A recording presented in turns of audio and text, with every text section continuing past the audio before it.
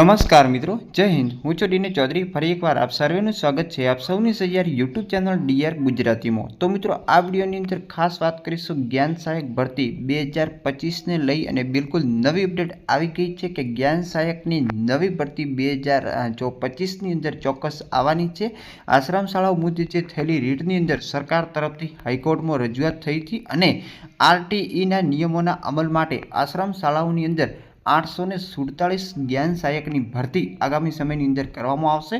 તો મિત્રો, જગ્યાઓની વાત કરવામાં આવે તો 847 જેટલા જ્ઞાન સહાયકોની ભરતી કરવા માટે આવવાની છે।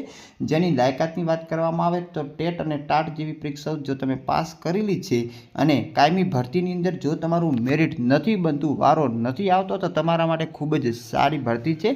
કારણ કે પ્રાથમિકની અંદર 21,000, માધ્યમિકની 24 અને ઉચ્ચતર માધ્યમિકમાં પણ સારો એવો પગાર મળે છે। તો એના ઓનલાઈન ફોર્મ ક્યારે ભરાશે, એના સિવાય અન્ય જે માહિતી છે આપણી પાસે, એની સંપૂર્ણ માહિતી મેળવીશું। તો વિડીયો છેલ્લે સુધી જોતા રહેજો। ચેનલ પર ન હોય તો સબસ્ક્રાઇબ કરી બેલ આઇકન પ્રેસ કરી દો એટલે નવા વિડીયોની નોટિફિકેશન તમને મળતી રહે। સાથે સાથે ટેલિગ્રામ અને વોટ્સઅપનું ગ્રુપ જોઈન ના કર્યું તો અત્યારે જ કરી શકો છો। એની અંદર પણ આપણે અપડેટ મૂકીએ છીએ। તો ચાલો વિડીયો શરૂ કરીએ।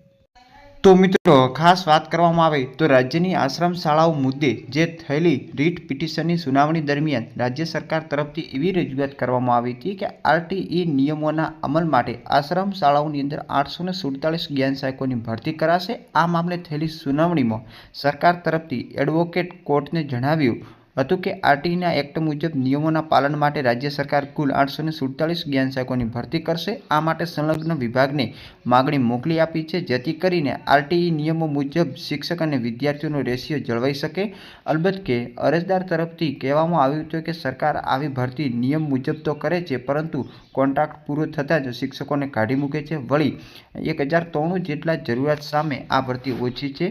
સરકારે આશ્રમ શાળાઓમાં નોન ટીચિંગ સ્ટાફ ભરતી અંગે કોઈ ખુલાસો નથી કર્યો, જ્યારે હાઈકોર્ટ રાજ્ય સરકાર પાસે આશ્રમ શાળામાં ભણતા વિદ્યાર્થીઓ, શિક્ષકો, શાળાઓ અને ઓરડાની સંખ્યા વગેરેની માહિતી માંગી વધુ સુનાવણી આગામી સમયની અંદર રાખી છે।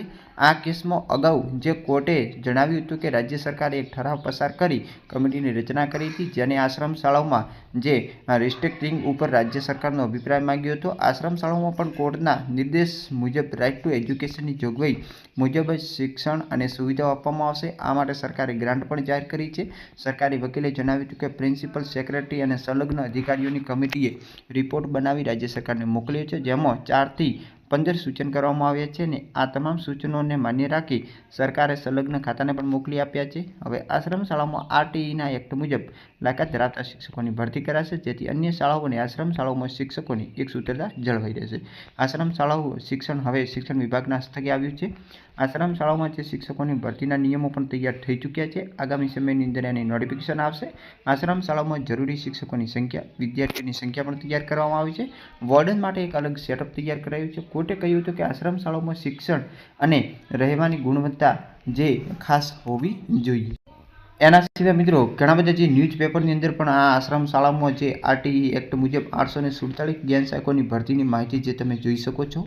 તો આ જે ન્યૂઝપેપરની અંદર મિત્રો માહિતી આવી છે, એ સંપૂર્ણ માહિતી હું તમને આપણી ટેલિગ્રામમાં મોકલી આપું છું। ત્યાંથી તમે વધુ માહિતી મેળવી શકશો। ફરી મળીશું નવી વિડીયો સાથે નવા વિડીયોમાં। ત્યાં સુધી જય હિન્દ, જય Bharat. Thanks for watching and subscribe my YouTube channel DR Gujarati for more update. Thank you.